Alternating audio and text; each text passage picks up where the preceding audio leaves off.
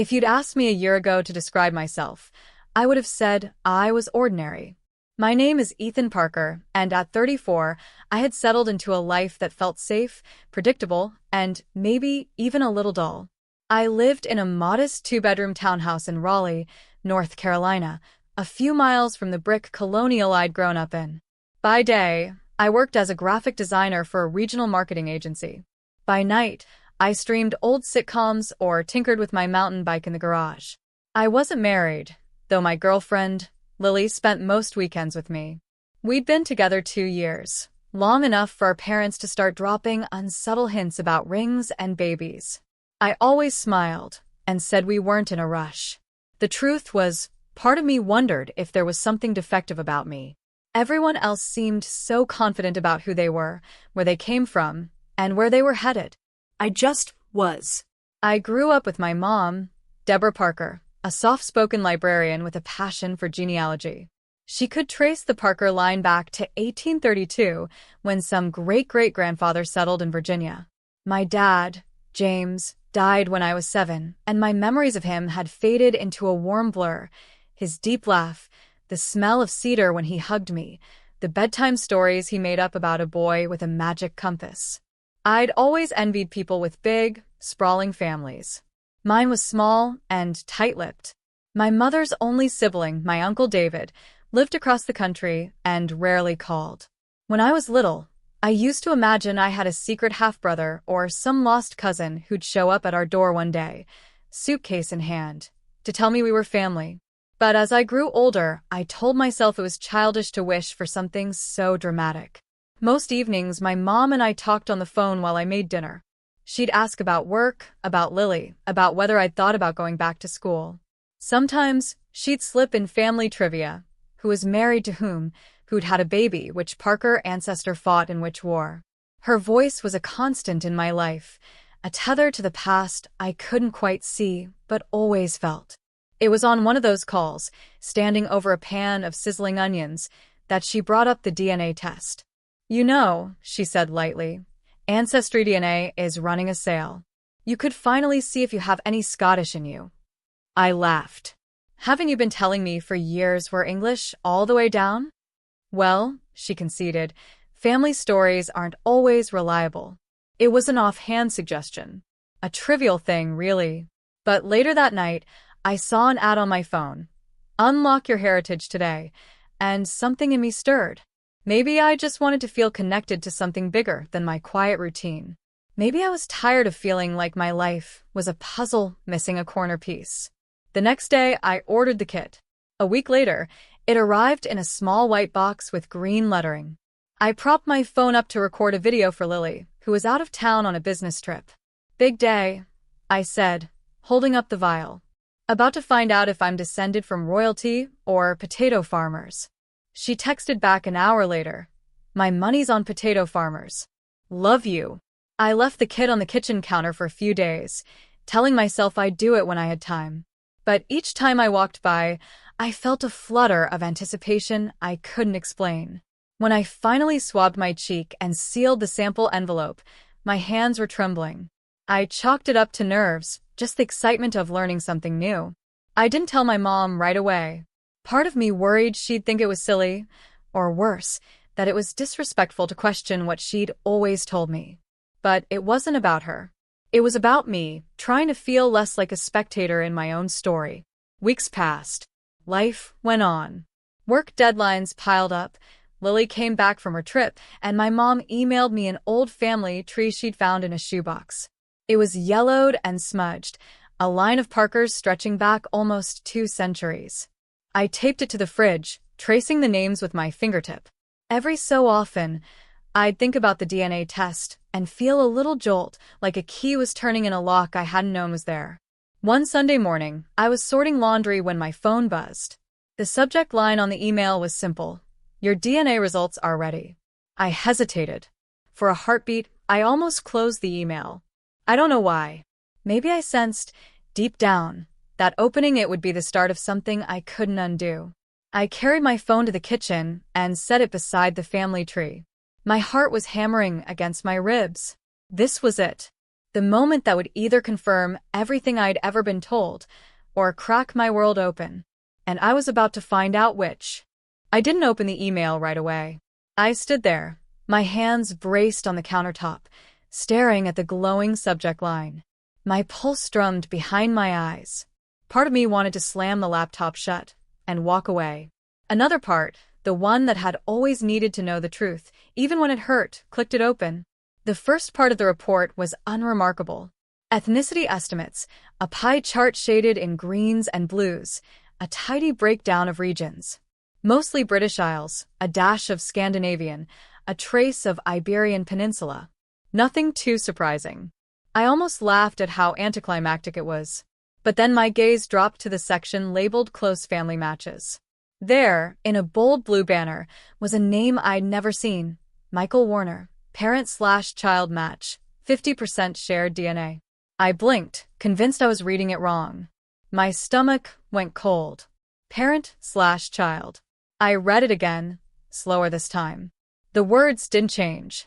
For a moment, the world narrowed to a pinpoint. The sound of the washing machine in the next room, the hum of the refrigerator, my own ragged breathing, it all receded under a roaring in my ears. I scrolled down, hands trembling. There were explanations, helpful, clinical disclaimers about what a parent/child match could mean. Biological father or biological mother.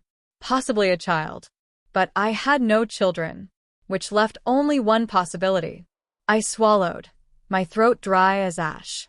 My father, James Parker, was not my biological parent. I don't remember sitting down, but suddenly I was on the floor, back pressed to the dishwasher. My heart pounded in a sickening rhythm. When I finally stood, I felt hollowed out, like someone had scooped out everything I believed about myself and left the shell behind.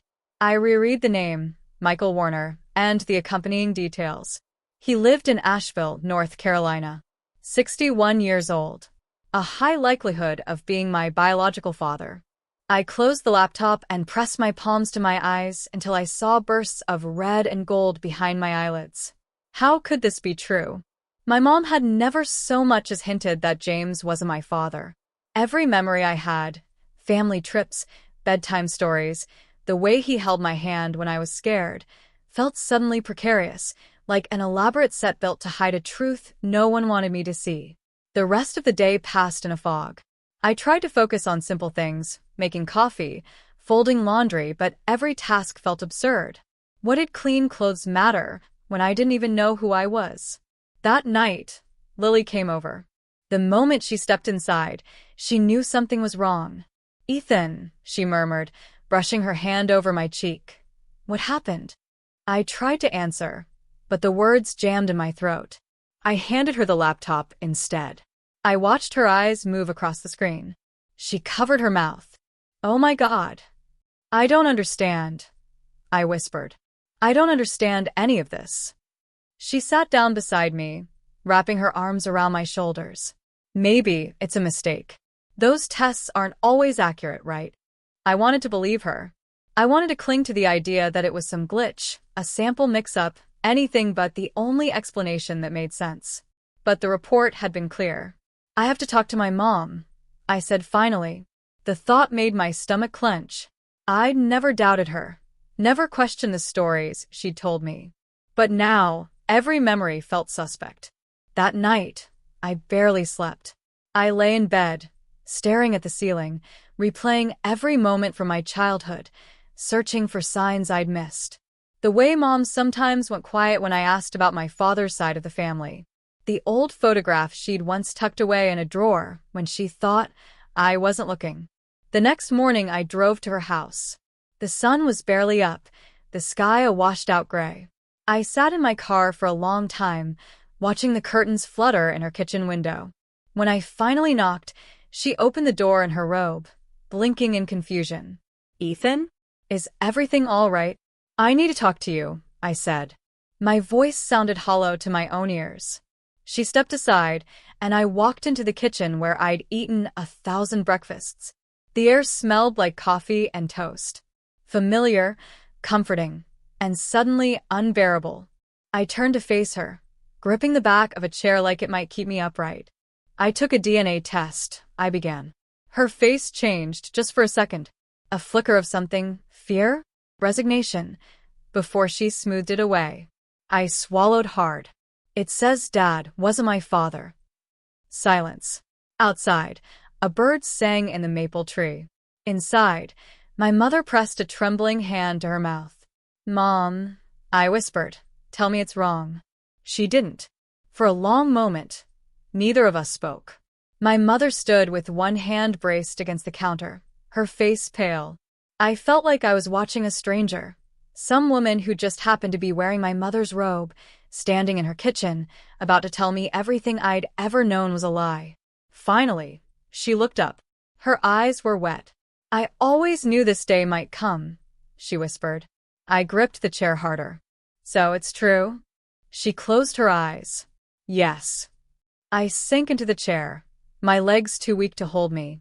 My heart was thudding so loudly, I thought I might be sick. Why didn't you ever tell me? I asked. My voice broke. She sank down across from me, her hands folded so tightly her knuckles went white. Because I didn't know how, she said.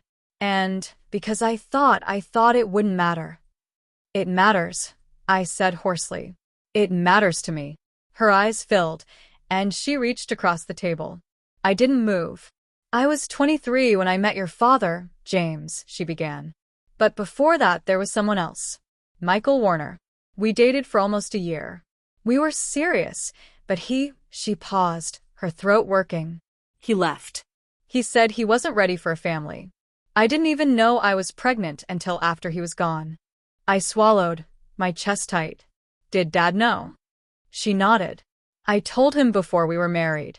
He said it didn't matter, that you would be his son, in every way that counted.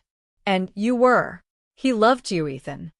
The words should have comforted me, but instead, I felt a cold, creeping dread. All those years, all those moments, every time my mother had looked me in the eye and let me believe James Parker was my biological father, it was all built on a secret she'd kept buried. I stood up, pacing to the window and back. My reflection in the glass looked like someone else, a man I didn't recognize. I need to talk to him, I said finally, to Michael Warner. My mother looked up sharply. Ethan. I have to, I insisted. I have questions. I deserve answers. Her face crumpled. I understand. Just, please be careful. He wasn't the most reliable person. I nodded, though I wasn't sure I heard her. My mind was already racing ahead, how I'd find him, what I'd say when I did. When I left her house, the sun was higher in the sky, but I felt colder than ever. I spent the rest of the day searching online for any trace of Michael Warner. It wasn't hard. He'd lived in Asheville for decades, owned a small construction business, and, according to the few mentions I could find, had been married once. No mention of children. No hint that he'd ever thought about the son he'd left behind. That night, I sat with Lily on the couch. The TV played some comedy neither of us was watching. She turned to me, her expression gentle. Are you sure you want to do this? She asked. No, I admitted. But I have to. She nodded and squeezed my hand. The next morning, I called the number listed for Warner Construction. My heart was hammering so hard I thought I might drop the phone. A woman answered. Warner Construction, this is Gail. I cleared my throat. Hi. I'm trying to reach Michael Warner. One moment. There was a click, then silence. I closed my eyes, breathing shallow. Finally, a man's voice came on the line. Deep. Older. A little rough around the edges. This is Michael Warner. I couldn't speak. My tongue felt too big for my mouth. Hello, he prompted. I think you might be my father, I blurted. Silence. Then a slow exhale. What did you say? My name is Ethan Parker. My mother's name is Deborah. She said you knew her. I took a DNA test. More silence. I see, he said finally, his voice low. I suppose I always wondered if this might happen. I gripped the phone tighter. I don't want anything from you. I need to know who I am. He sighed again. I understand. I don't know what you expect me to say. I don't know either, I admitted. But I'd like to meet you. A long pause. All right, he said. I suppose that's fair. We agreed to meet the following Saturday at a diner halfway between Raleigh and Asheville. When I hung up, I felt a strange numbness, like I was floating outside my own life. Lily wrapped her arms around me. I'm proud of you, she whispered. I'm not, I said. I feel like I'm about to set off a bomb. That week crawled by. Every day, I wondered if I was making a terrible mistake. What if meeting him only made things worse? What if he denied everything? But I couldn't turn back. I needed the truth, no matter what it cost me. The morning of the meeting, I woke before dawn. I stood in the bathroom, staring at my reflection in the mirror.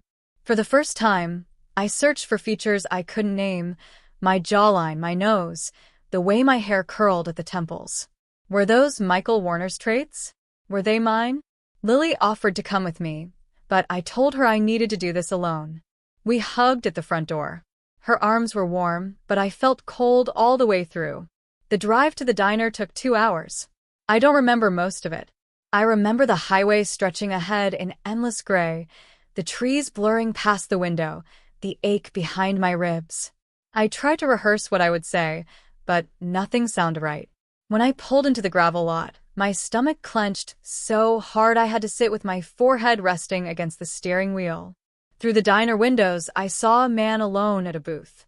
Early 60s, graying hair swept back, shoulders broad under a faded denim jacket. He looked like someone who had spent a lifetime working with his hands. I knew before I walked in that it was him. I paused by the door, taking a shaky breath. Then I crossed the floor to his table. He stood as I approached, a little awkwardly, like he wasn't sure what to do with his hands.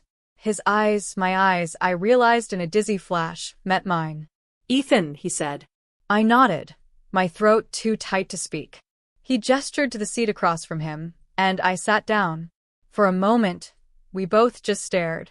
I wasn't sure you'd come, he admitted finally. I wasn't sure either, I said. My voice sounded smaller than I'd ever heard it. A waitress came by and set down 2 mugs of coffee, sensing maybe that it was not the moment for small talk. When she left, he folded his hands around his cup. I don't know where to start, he said. Start anywhere, I whispered. He nodded, eyes fixed on the table. I met your mother when I was 23. I thought I loved her. Maybe I did. But I was stupid, restless. When she told me she was pregnant, I panicked. I told her I couldn't do it. I left town. And I never looked back.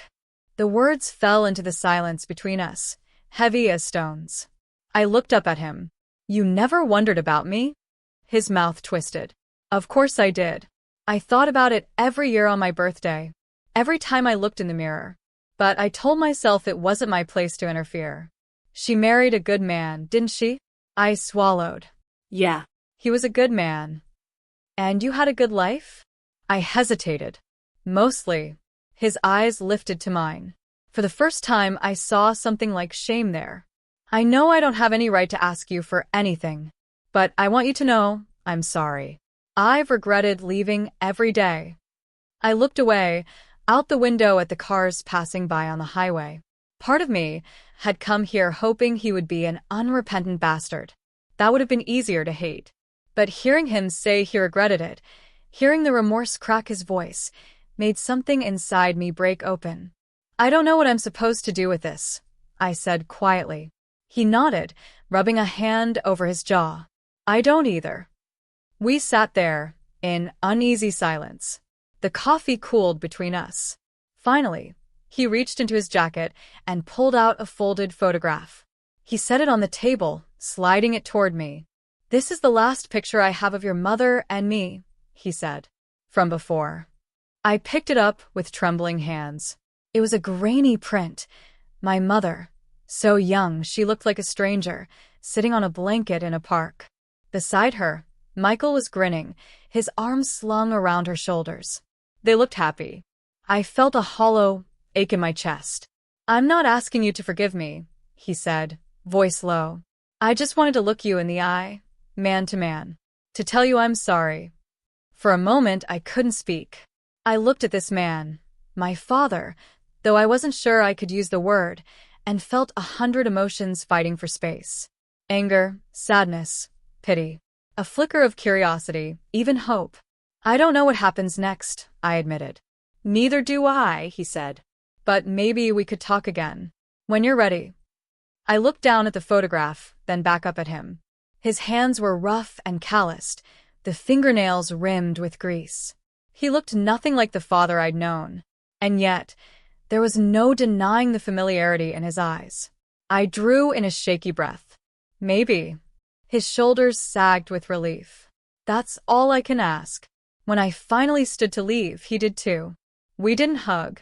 We didn't shake hands. We just looked at each other. Two strangers bound by blood and a lifetime of regret. As I walked back to my car, I felt like I was stepping out of one life and into another. Nothing would ever be the same again. Driving home felt like waking up in a body that no longer fit. Every mile I put between myself and that diner, the more I realized nothing would ever return to the way it had been. When I pulled into my driveway, Lily was waiting on the porch. She stood and walked down the steps before I could even shut the car door. Without a word, she wrapped her arms around me, and I let my head rest against her shoulder. For the first time since the results came back, I felt something close to peace. We went inside, and I told her everything. I described the way Michael looked, how his eyes were a mirror of my own, how he'd said he regretted leaving, how he'd given me the photograph. I pulled it from my pocket and set it on the kitchen table. Lily studied it, then reached for my hand. "Do you think you'll see him again?" she asked softly. I let out a shaky breath. I don't know. Part of me wants to. Part of me thinks I'd rather close the door forever. She nodded. Either way, it's your choice. That night, I called my mother. I knew I couldn't move forward without talking to her again. When she answered, her voice sounded exhausted. "Hi, Mom," I said quietly. "Hi, sweetheart." "I met him," I said. "Today." There was a long silence on the line. How did it go? "It was hard," I admitted. "But I'm glad I did it." Another pause. "I want you to know that none of this changes how much I love you," she whispered. "And it doesn't change who you are." I closed my eyes. I know. Except, of course, it did. It changed everything. In the days that followed, I felt like I was living between two worlds. In one, I was Ethan Parker, son of James, grandson of stoic Virginians, a man with roots I'd always believed were solid. In the other, I was Ethan Warner, the product of a man who left before I was born, a man who carried my features but none of my memories. I couldn't reconcile the two. Maybe I never would. But little by little, I started to understand something important. The man who raised me was still my father. The bedtime stories, the hugs, the way he taught me to ride a bike, none of that disappeared because of a DNA test. One evening, I went up to the attic. I pulled down an old box of my dad's things, James Parker's things, and spent hours sifting through it. His watch, still wound tight even after all these years. A stack of letters he'd written my mother while she was pregnant with me. A photograph of the three of us, taken on my first birthday. Looking at those mementos, I felt something loosen in my chest. Blood wasn't everything. Love was too.